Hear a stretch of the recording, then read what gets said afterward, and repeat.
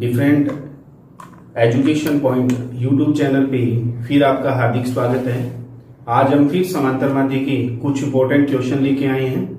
आज वो important question exam में पूछे भी जाते हैं। आओ उनके बारे में आज सॉल्यूशन करते हैं। समांतर माध्य का जैसे पहला क्वेश्चन हम करने जा रहे हैं, जो बहुत ज्यादा हम कह सकते हैं कि एग्जाम में कई बार पूछे भी जाते हैं ऐसे क्वेश्चन। पहला क्वेश्चन है हमारा कि जैसे एक कक्षा के 21 विद्यार्थियों का वजन 55 केजी है, यानी हम कह रहे हैं कि स्टूडेंट्स हैं वो कितने हैं, 21 है। ठीक है, 21 विद्यार्थियों का जो वजन है वो कितने केजी है, 55 केजी है। ठीक है, अब यदि अध्यापक को शामिल कर लिया जाए, कितने अध्यापक को, यदि एक अध्यापक को शामिल कर लिया जाए तो सभी का औसत, यानी अगर एक अध्यापक हम अगर शामिल करते हैं, 21 कैंडिडेट स्टूडेंट तो हैं, यदि एक अध्यापक को हम शामिल कर लेते हैं तो यानी सबका जो एवरेज है वो बढ़कर 55.500 केजी हो जाता है। यानी सीधी सी बात कह सकते हैं कि 500 ग्राम वजन सबका बढ़ जाता है। तो क्वेश्चन ये है कि अध्यापक का वजन कितना है वो हमें कैलकुलेट करना है। देखो, उसने क्वेश्चन कोई ज्यादा टिपिकल नहीं दिया हमें कि 21 कैंडिडेट हैं जो स्टूडेंट हैं, उनका वजन 55 केजी था। अब एक अध्यापक जो था उसको शामिल किया हमने, एक टीचर और आया, 21 स्टूडेंट तो थे ही थे, प्लस एक टीचर हमने और इंक्लूड कर लिया। तो उस टीचर को इंक्लूड करने से जो हमारा औसत वजन है वो कितने केजी हो गया, सभी का 55.500 केजी। ठीक है, यानी हम कह सकते हैं कि सबका वजन 500 ग्राम बढ़ गया। अब कहते हैं कि अध्यापक का बताओ कितना वजन था। तो सिंपल सी अगर हम बात करें कि क्वेश्चन की, कि हम एक ट्रिक से देखिए कि 21 जो स्टूडेंट थे उनका वजन कितना था, 55 केजी था। ठीक है ना। अब हम देखा कि जैसे हमने एक टीचर को शामिल किया तो हम कह सकते हैं कि कैंडिडेट कितने हो गए, 22 हो गए। यानी उस टीचर का वजन 55.5 केजी तो है ही है, ये तो फाइनल है। क्यों? क्योंकि एवरेज निकाल चुके हम कि एक बंदे का वजन कम से कम 55.5 किलो तो होगा ही होगा, कब, जब टीचर को इंक्लूड कर लेते हैं। अगर हम इधर यहां पर एक बात नोट करें कि इस टीचर के आने से कितने स्टूडेंट थे, 21 स्टूडेंट थे, तो हम कह सकते हैं कि उन 21 स्टूडेंट्स का जो वजन है वो कितने केजी बढ़ा, 500 केजी बढ़ा। 500 केजी बढ़ने का मतलब कितना हो गया कि हर स्टूडेंट का वजन आधा किलो बढ़ रहा है। तो यानी हम कह सकते हैं कि 10.5 केजी वजन बढ़ गया। किसका? इस टीचर के आने के कारण, इनका, स्टूडेंट्स का। तो यानी वो 10.5 केजी किसका वजन है, वो टीचर का ही तो वजन है। तो 10.5 केजी उस टीचर का वजन और इंक्लूड कर लेते हैं। तो हम कह सकते हैं कि उस टीचर का जो वजन है वो कितने केजी होगा, 66 केजी होगा। आई बात समझ में कि 21 विद्यार्थी का वजन 55 किलो था और एक अध्यापक जब शामिल किया तो उन सभी कैंडिडेट और टीचर का वजन कितना हो गया, 500 ग्राम बढ़ गया। 500 ग्राम जब औसत बढ़ा तो कहते हैं कि टीचर का वजन बताओ कितना था। तो जब 21 टीचर जो हैं उनका वजन 55, जो स्टूडेंट है उनके वजन थे 55 केजी। जैसे 22वां टीचर इंक्लूड हुआ, एक टीचर को जब इंक्लूड किया तो वजन 55 केजी हो गया। जब वजन 55 केजी, यानी ये बात तो होगी कि एवरेज के अकॉर्डिंग एक व्यक्ति का जो वजन है वो 55.5 केजी तो है ही। लेकिन जब उससे पहले की बात करें, जो 21 कैंडिडेट थे उनका वजन कितना था, 55 केजी था। जब इसको इंक्लूड किया तो आधा केजी वजन सबका बढ़ा। तो यानी जो 21 कैंडिडेट थे उनके अंदर, सब के अंदर आधा आधा वजन किलो बढ़ गया। तो यानी 10.5 किलो वजन बढ़ा। वो बढ़ा किसके कारण, इस टीचर के कारण। तो टीचर का ही वजन ज्यादा था, तो 55.5 किलो का तो टीचर एक एवरेज में है ही, और 10.5 किलो वजन और बढ़ गया किसके कारण, टीचर के आने के कारण। तो उस टीचर का, यानी उस अध्यापक का जो वजन है वो कितने केजी हो गया, 66 केजी। ये हमारा आंसर हो गया। ये हमारा पहला क्वेश्चन था समांतर माध्य का, जो इंपॉर्टेंट क्वेश्चन में कैलकुलेट होता है। ठीक है, उतार लीजिए, स्क्रीनशॉट लेना, स्क्रीनशॉट ले लीजिए। समझ आ गया ना। यानी ये जो एक्स्ट्रा वजन बढ़ा है वो इस टीचर के कारण ही बढ़ा है। जो ये एक टीचर जब आया तो 10.5 kg उन स्टूडेंटों में बढ़ गया। ठीक है,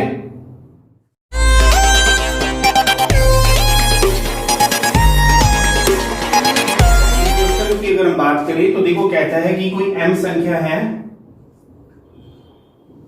कोई m संख्या है,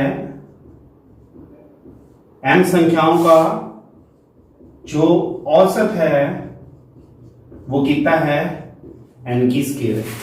ठीक है, फिर कहता है n संख्याओं का जो औसत है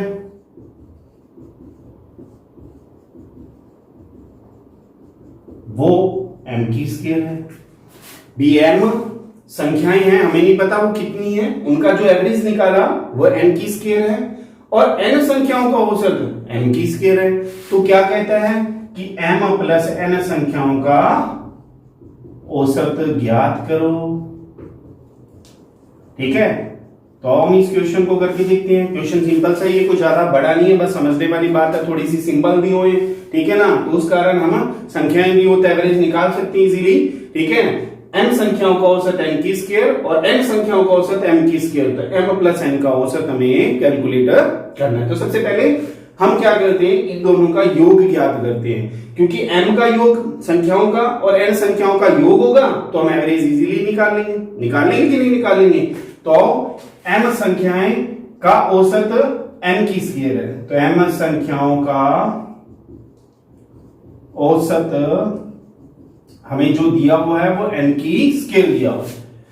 तो m संख्याओं का औसत है तो इनका योग क्या होगा, गुना हो जाएगा दोनों का, यानी m का गुना n की स्केयर के साथ करेंगे तो m n की स्केयर हो गया। उसी प्रकार n संख्याओं का औसत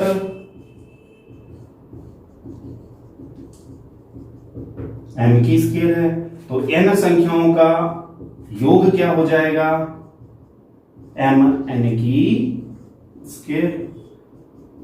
ठीक है, n m की स्केयर हो जाएगा क्योंकि दोनों का गुना हो जाएगा। औसत का मतलब तो ये राशियों का योग का गुना कर दो, ठीक है, तभी योगफल आएगा आपके पास। अब पूछा गया था m n राशियों का औसत ज्ञात करना है, तो इन दोनों का क्या हो जाएगा, टोटल। अब हम m प्लस n का औसत निकालेंगे। अब यहां पर आप ये नहीं कह सकते कि ये संख्याएं दो होगी, हम 2 से डिवाइड कर देंगे। ठीक है, औसत निकालना है किसका, mn का, तो क्या करेंगे, इन दोनों को टोटल किया, mn की स्क्वायर प्लस nm की स्क्वायर, बटा में क्या आएगा, m प्लस n ही आएगा। औसत इसी का कैलकुलेट किया जा रहा है। अब देखो इन दोनों में से क्या कॉमन आ रहा है, इन दोनों में m कॉमन आ रहा है ना, क्योंकि m की स्क्वायर और m है, हमने कॉमन ले लिया। इधर क्या कॉमन आ रहा है, n की स्क्वायर और n में से n कॉमन आ रहा है, तो अंदर क्या बच गया, m कॉमन तो ले लिया, इधर क्या बच गया, n बच गया, और इधर कॉमन लिया तो क्या बच गया, m बच गया। ठीक है, और बटा में डिवाइडेड m प्लस n या n प्लस m, बात तो एक ही है, दोनों गुना में थे कट गए, तो हमारे पास क्या बच गया, m n बच गया। तो m प्लस n का औसत कितना आ गया हमारे पास,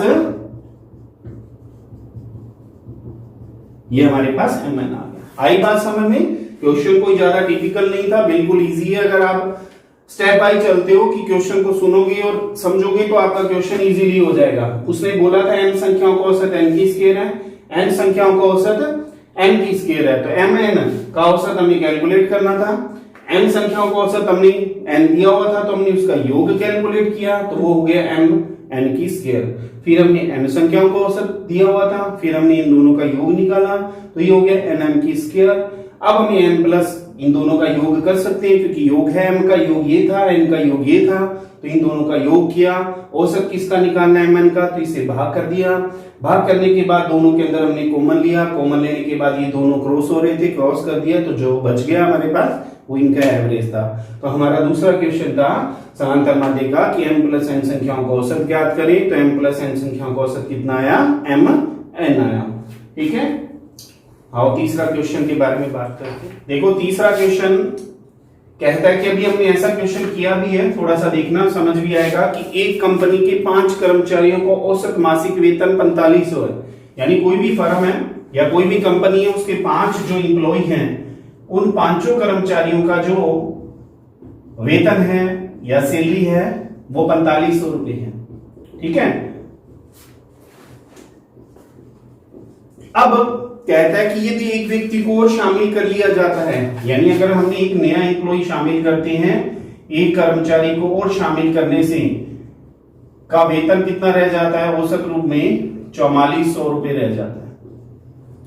ठीक है, यानी 100 रुपए कम हो जाता है। सॉरी, क्या कहता है कि 5 कर्मचारियों का जो वेतन है वो 4500 रुपए है। यदि एक कर्मचारी और शामिल किया जाता है तो सभी कर्मचारियों का जो वेतन है वो 100 रुपए कम हो जाता है या घट जाता है। तो जो शामिल किया गया व्यक्ति है उसका वेतन ज्ञात करना है। क्या बोला कि जैसे ही 5 कर्मचारी है उनका वेतन 4500 रुपए था, एक कर्मचारी का वेतन 100 रुपए जब इंक्लूड किया तो सारों का जो वेतन है वो 100 रुपए क्या हो गया, कम हो गया। तो कहता है कि जो नया एम्प्लॉय शामिल किया तो उसका वेतन कितना था, जिस कारण इनका एवरेज 4500 से क्या हो गया, कम हो गया। ठीक है, तो वो हमें कैलकुलेट करना है। तो आपको उसने पहले एक जो वैल्यू दी वो ये बताई कि 5 कर्मचारी हैं जो उनका वेतन कितना है, 4500 था। अब नया जो कर्मचारी एम्प्लॉय ऐड किया तो वेतन कितना कम हो गया, 100 रुपए घट गया ना। तो हमें पहले पता है कि सबका 4500 था, जो अब नया एम्प्लॉय आया उसका कितना होएगा, 4400 ही होगा, क्योंकि 6 कर्मचारी 5 + 6। ठीक है, अब 6 के 6 जो एम्प्लॉय है उनका एवरेज कितना होगा, 4400 होगा। लेकिन उसका वेतन नहीं, छठे कर्मचारी को जब इंक्लूड किया तो सबका जो वेतन है वो 100 रुपए कम हुआ, घटा ना। तो 4500 से उसका भी कितना हो गया, वो भी 4400 होगा। लेकिन उसका वेतन कितना होगा, अब हमने एक बात नोट की कि 5 कर्मचारी थे। ठीक है, जब ये छठा है तो इन पांचों के भी कितने कम हुए, 100 रुपए कम हो गए, हुए कि नहीं हुए। तो 5 कर्मचारियों के 100 रुपए कम होंगे, तो 500 रुपए ये माइनस कर देते हैं, तो उसका वजन कितना हो गया, सॉरी उसका वेतन कितना होगा, 3900 रुपए होगा। भी अगर नया एम्प्लॉय शामिल करते हैं, ठीक है, तो उसके खुद के कम हो गए थे। ठीक है, 4400 एवरेज रह गया था और 500 100 इनके कम हुए, तो इसलिए उसका वजन, उसका जो वेतन था वो कितना था, 3900 रुपए था। क्वेश्चन था 5 कर्मचारियों का वेतन 4500 है, यदि एक कर्मचारी को शामिल किया जाता है तो सभी का औसत वेतन जो घटकर वो 100 रुपए घट जाता है। तो नया जो कर्मचारी शामिल किया है उसका वेतन कितना होगा वो हमने कैलकुलेट करना था। तो देखो, फिर हमने देखा कि 5 कर्मचारी थे, उनका वेतन 4500 था। जैसे ही 6 कर्मचारी हुई तो उनका एवरेज वेतन यानी औसत वेतन कितना हो गया, 4400 हो गया, क्योंकि ये 5 का औसत था 4500। जैसे ही छठा एम्प्लॉई आया तो उसका वेतन उनके कारण, सबका 6 के 6 का कितना हो गया, 4400 रुपए हो गया। लेकिन 5 जो कर्मचारी पिछले थे तो उनका भी 100 घटा है, तो 500 रुपए वो माइनस कर देंगे, तो हमारे पास इसका आंसर आ जाएगा 3900 रुपए। उस जो नए एम्प्लॉय का वेतन था वो कितना था, 4500 ना होकर 3900 रुपए था। ठीक है, आओ बढ़ते हैं हम चौथे क्वेश्चन की तरफ। ठीक है, देखो क्वेश्चन है कि हमारा फोर्थ, 7 वर्ष पहले, कितने वर्ष पहले, 7 वर्ष पहले शादी के समय पति और पत्नी की औसत आयु 25 वर्ष थी। 7 वर्ष पहले की बात करें, वर्तमान की बात नहीं की, 7 वर्ष पहले के समय शादी की। ठीक है, पति और पत्नी की एवरेज जो एज थी वो 25 वर्ष थी। अब पति और पत्नी और उनके बच्चे की औसत आयु 22 वर्ष है। आज की बात की जा रही है, बच्चे की आयु क्या होगी, उसने क्वेश्चन पुट किया हमसे। भी हमें क्वेश्चन ये बोला कि वो ये कहता है कि 7 वर्ष पहले जो शादी के समय की पति और पत्नी की औसत आयु, ठीक है, 7 वर्ष पहले की बात है। ठीक है, उनकी जो औसत आयु थी वो कितनी थी, 25 वर्ष थी। 7 वर्ष पहले, ये बात ये ध्यान से रखना, ये कंसेप्ट है 7 वर्ष पहले का। ठीक है, अब कहता है कि पति और पत्नी कितने हैं, ठीक है, वो बात की बात है, अपने उस क्वेश्चन को बाद में सॉल्व करते हैं। लेकिन वर्तमान के अंदर जो बोला कि उसके बच्चे और उनको मिलाकर उनकी जो औसत आयु है वो कितनी है, 22 वर्ष। यानी पहले सिर्फ पति और पत्नी की औसत आयु दी हुई थी। ठीक है, अब जो औसत आयु दी हुई है वो 22 वर्ष, वो किसकी है, पति की है, पत्नी की है और साथ में उसके बच्चे की दी हुई है। और क्वेश्चन में पूछा भी क्या है कि बच्चे की औसत आयु ज्ञात कीजिए। हमें बच्चे की औसत आयु क्या आयु पूछिए। 7 वर्ष पहले शादी के समय पति और पत्नी की औसत आयु 25 वर्ष थी। अब पति और पत्नी उनके जो बच्चे हैं उनकी औसत आयु कितनी है? 22 वर्ष है। तो बच्चे की आयु क्या होगी? क्वेश्चन बहुत छोटा है, 2 लाइन का है, अगर आप समझो तो। देखो हम अगर बात करें 7 वर्ष पूर्व की बात है, 7 वर्ष पूर्व, ठीक है, उनकी औसत आयु कितनी थी? 25 वर्ष, ठीक है, ठीक है। लेकिन वर्तमान के अंदर, ठीक है, 7 वर्ष की बात करें शादी के बाद 7 वर्ष की, तो उनकी आयु कितनी होगी? 25 और 7 32 वर्ष होगी ना, क्योंकि 7 वर्ष पहले की बताई है, जबकि वर्तमान के अंदर 25 + 7 32 वर्ष। लेकिन जब बच्चे की बात आई तो बच्चे की जब बात आती है तो वो कितनी एवरेज हो जाती है उनकी? 22 वर्ष हो जाती है ना। लेकिन ये कितने जने थे? 2, तो उनकी औसत आयु 32 वर्ष थी। कुल आयु कितनी होगी? 64 वर्ष। यानी 7 वर्ष पूर्व जो उनकी औसत आयु थी वो 25 वर्ष थी।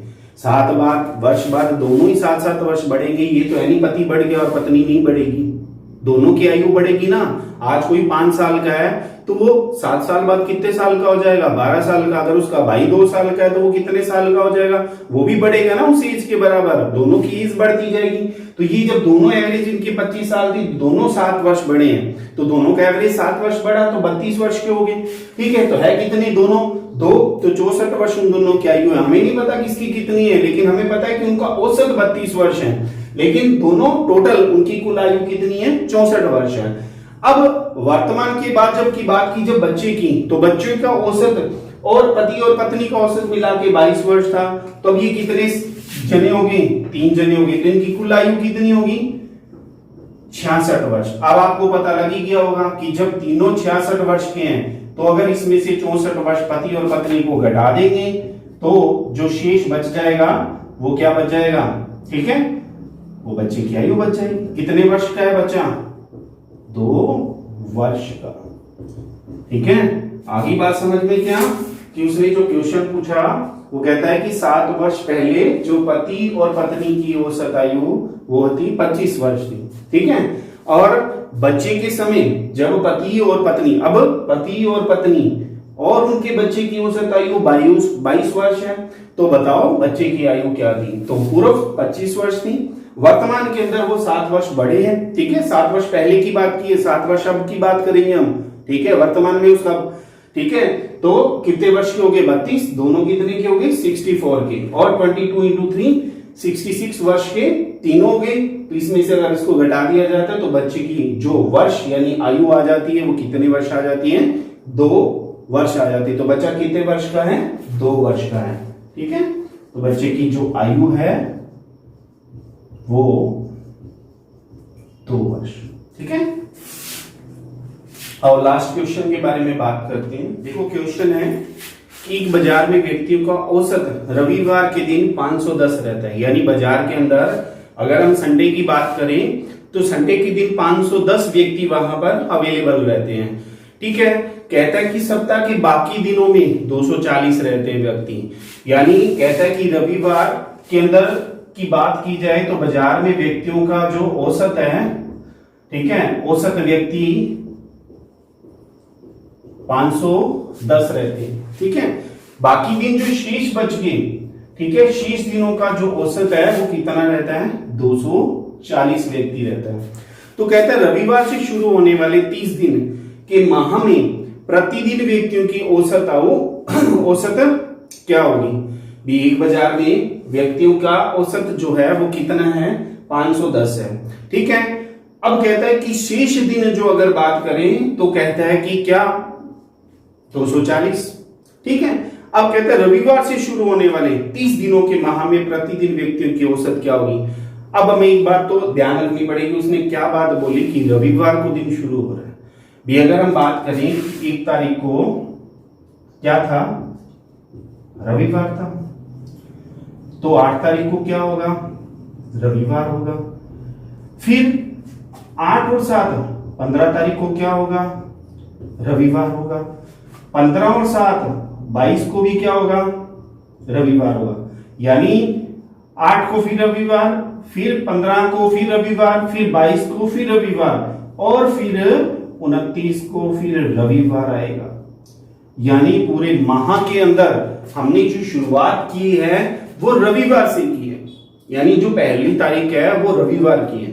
तो अब उसने हमसे पूछा क्या है कि प्रति माह के अंदर जो औसत है वो व्यक्तियों का कितना है। हमने सिर्फ इतनी बात सुनी उसकी कि बाजार में जो रविवार का औसत रहता है ना व्यक्तियों का, वो कितना रहता है, 510 रहता है। 5वां क्वेश्चन है ये लास्ट, ठीक है। और शेष दिनों के अंदर जितने भी दिन है 24 बच गए या 25 बच गए, उनमें औसत जो व्यक्तियों का रहता है वो कितना, 240 रहता है। यहाँ एक बात गौर करने वाली है कि उसने क्या बोल दिया कि रविवार से शुरू हो रहा है माह। तो हमें एवरेज तब तक इस क्वेश्चन के अंदर सही नहीं होगा कि जिस चीज को वो बोल रहा है उसको हम नोट नहीं करें। हमने नोट कर लिया कि रविवार पहला दिन है, तो हमें पता लग गया कि संडे कितने हैं, 5 है। तो आओ अब क्वेश्चन समझ आएगा। रविवार कितने हैं, 5, ठीक है ना। 5 रविवार हमारे पास हैं, ठीक है। तो 5 रविवारों का कुल व्यक्ति कितने होंगे, एक दिन में 510 है, तो 5 दिनों में कितने हो गए, 2550 व्यक्ति बाजार में आते हैं कब, संडे को। अब बाकी दिन कितने रह गए 30 में से, 25 दिन शेष दिन रहेंगे, चाहे वो सोमवार है, चाहे मंगलवार है, चाहे बुधवार है, चाहे वीरवार है, चाहे शुक्रवार है, चाहे शनिवार है। कितने दिन आए हमें नहीं पता, लेकिन हमें पता 30 का मंथ था, 5 संडे और बाकी 25 दिन, ठीक है। 25 शेष दिनों को कुल व्यक्ति कितने होंगे, एक दिन में 240 आते हैं, तो 25 दिनों के अंदर हम अगर मल्टीप्लाई करेंगे तो कितना हो जाएगा, 6000 हो जाएगा, ठीक है। 6000 व्यक्ति आते हैं, तो टोटल 30 दिनों में व्यक्ति कितने होंगे, 8550। उसने क्या बोला कि 30 दिन के माह में व्यक्तियों की औसत आयु, यानी पूरे माह का औसत निकालना है, तो औसत निकालना है तो 30 दिनों का योग कितना आ गया, 8550 बटा में 30 से भाग कर दो तो कितना आ जाएगा, 285 व्यक्ति, ठीक है ना। 3 दूनी 6, फिर 3 8 24, 3 5 15, 0 से 0 कैंसिल हो जाएगा। तो ये हमारा आंसर था। क्वेश्चन बहुत अच्छा था, समझना पड़ेगा इस क्वेश्चन को, समझने के बाद ही हमारी ये कहानी कहां पर क्लियर होती है, ठीक है ना। ये बात जरूर ध्यान रखना कि रविवार का औसत पूछा कि एक बाजार में व्यक्तियों में रविवार का जो दिन है उसमें औसत व्यक्ति 510 रहते हैं, शेष दिन 240 रहते हैं, ठीक है। तो रविवार से शुरू होने वाले 30 दिन के माह में प्रतिदिन व्यक्तियों की औसत आयु, प्रतिदिन कितने व्यक्ति होंगे, 285। इस बात का ध्यान रखना क्योंकि माह में 5 संडे 1 तारीख को स्टार्ट हो रहा है, तो फिर 5 संडे आएंगे, ठीक है ना। अगर वो एंड ही दे देता कि 4 रविवार है तो फिर उनको 26 से मल्टीप्लाई कर देते इसको और 4 से मल्टीप्लाई कर देते इसको। क्वेश्चन बस यही मिस्टेक होगी, ठीक है, समझ आई, ठीक है। 285 एवरेज आ गया प्रतिदिन का, ठीक है। मिलते हैं नेक्स्ट वीडियो के अंदर। आपका बहुत बहुत धन्यवाद चैनल को सपोर्ट करने के लिए, थैंक्स।